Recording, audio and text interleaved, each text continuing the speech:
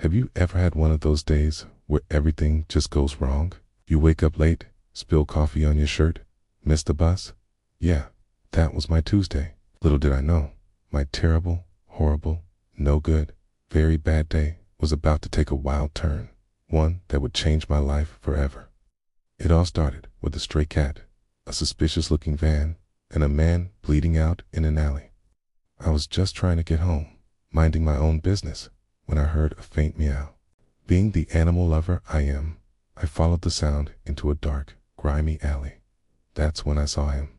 A man, impeccably dressed in a suit that was now stained crimson, was slumped against a dumpster. He was clutching his side, and the pool of blood beneath him was growing at an alarming rate. My first instinct was to run, to call for help, to get as far away as possible. This was way above my pay grade, which, as a part-time barista, was basically minimum wage. But then he looked at me. Eyes, though clouded with pain, held a strange intensity. He wasn't pleading for help. He was almost daring me to act. Okay, and in that split second, my stupid, bleeding heart won over my common sense. I remembered the first aid course I took in high school, a class I thought was a complete waste of time. I ripped a piece of my own shirt, pressed it hard against his wound, and, with trembling hands, called for an ambulance using a burner phone I found lying nearby. I didn't stick around to see them arrive. Dean, my heart pounding in my chest, hoping I hadn't just made the biggest mistake of my life. A week went by. Life returned to its normal, boring rhythm. I'd almost convinced myself the whole thing was a bizarre, stress-induced dream. Then, one evening, there was a knock on my door. Standing on my welcome mat were two men who looked like they'd just walked off a movie set for a gangster film. They were huge, wearing suits that probably cost more than my car, and had zero expression on their faces. My blood ran cold. This is it, I thought. I'm a witness. They're here to silence me. One of them handed me a sleek, black envelope. My hand shook as I opened it. Inside wasn't a threat, but an invitation embossed in gold foil. It was a summons to a private dinner with a man named Mr. Vargas. The name didn't ring a bell, but the address was one of the most exclusive, high-security mansions in the city. I had a very, very bad feeling about this, but turning down an invitation delivered by these guys didn't seem like a smart option. The next night, a black limousine, the kind you only see in movies, picked me up. The ride was silent and nerve-wracking. We pulled up to a massive estate, surrounded by high walls and armed guards. I was escorted through opulent halls, past priceless art and lavish decorations, until I reached a grand dining room. And there, at the head of a long, polished table, sat the man from the alley. He was no longer pale and bleeding.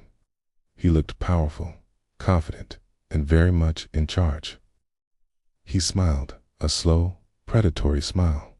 "Welcome," he said, his voice a low rumble. "I'm Mr. Vargas. It seems I owe you my life." It turned out Mr. Vargas wasn't just some rich guy. He was the head of one of the most powerful and feared cartels in the world. The men who attacked him were from a rival faction, trying to stage a takeover. My simple act of first aid hadn't just saved a man, it had saved an entire criminal empire from collapsing into chaos. And in his world, a debt of life was the most sacred bond there is.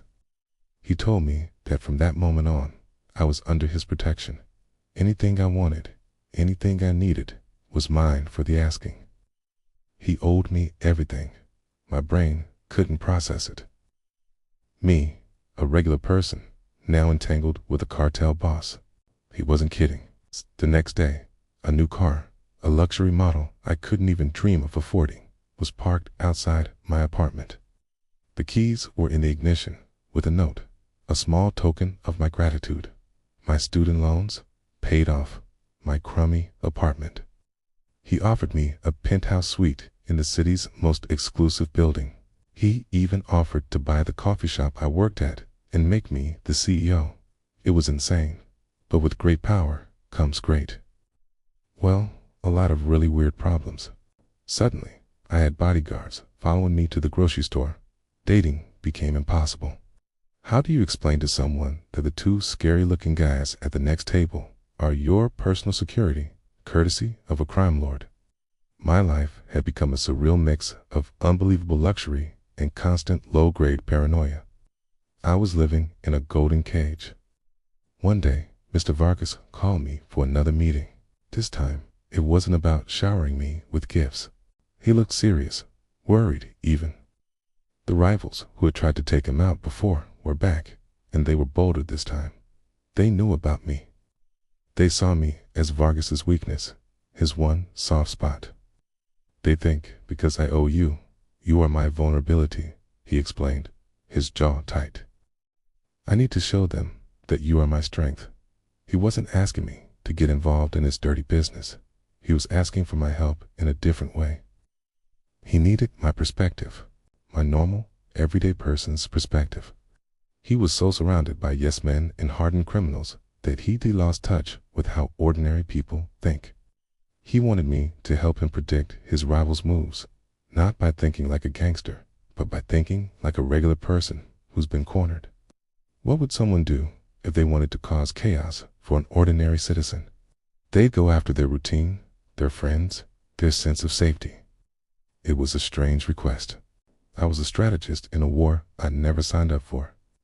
Using my knowledge of city life, K pointed out vulnerabilities he'd never considered: disrupting public transit, targeting local businesses he secretly owned, creating small-scale chaos that would stretch his resources thin. It was a completely different kind of warfare. He listened intently, a flicker of respect in his eyes. He implemented my suggestions, setting traps and countermeasures that his enemies walked right into. They were expecting a gangster. They got a chess master, guided by a barista. We managed to thwart their plans, and in the process, something shifted between me and Mr. Vargas. The relationship was no longer just about a debt. It was about a strange, unspoken partnership. He saw value in me beyond the life I saved. He saw a mind that worked differently from his own. And I saw a man who, beneath the layers of power and violence, was bound by a strict code of honor. It was a twisted, dangerous world, but in a weird way, I had found my place in it. Life is still far from normal. I still have bodyguards, and I still get nervous every time a black car pulls up beside me. But I'm not just a bystander anymore. I have a voice, a role to play in this high-stakes game. I accidentally saved a cartel boss, and now he owes me everything. But what I've learned is that sometimes the most unexpected detours in life lead you to a place you never knew you were destined to be. It's a terrifying, exhilarating, and absolutely insane reality.